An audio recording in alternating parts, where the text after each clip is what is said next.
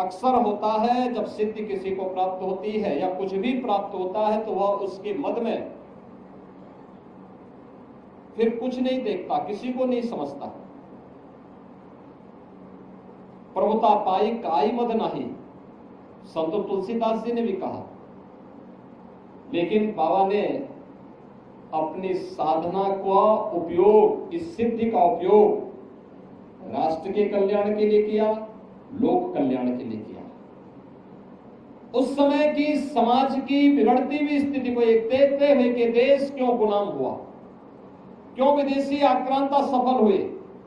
एक तरफ उन्होंने समाज को जोड़ने का काम किया, दलितों को, आदिवासियों को, वनवासियों को, गिरवासियों को बिना भेदभाव से मुक्त एक ऐसे समाज की स्थापना का अलग जगाया था जो एक अघोराचार्य को ही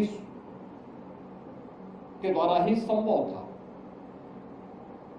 एक योगी के द्वारा ही संभव था, एक संत के द्वारा ही संभव था। उच्च कुलीन परिवार में जन्म लिया, लेकिन उन्होंने कहा नहीं, छूत अस्पृश्यता के भाव को त्यागना होगा, तभी ये देश सुरक्षित हो पाएगा।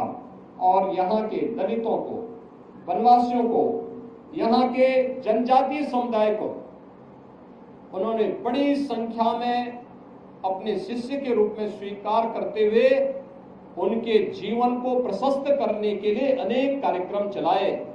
तो दूसरी तरफ मुगल आक्रांताओं को भी उन्होंने उस समय सबक सिखाने के लिए सांझा को भी डपट करके भगाने का काम किया था, जो उनके चमत्कार को देखने की प्रतीक्षा कर रहा था।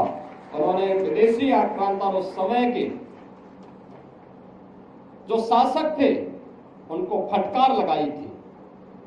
यानी ये चीजें दिखाती हैं एक संत और एक योगी सत्ता का गुलाम नहीं होता है, बल्कि वह अपने कदमों पर उन्हें चलने के लिए मजबूर करता है।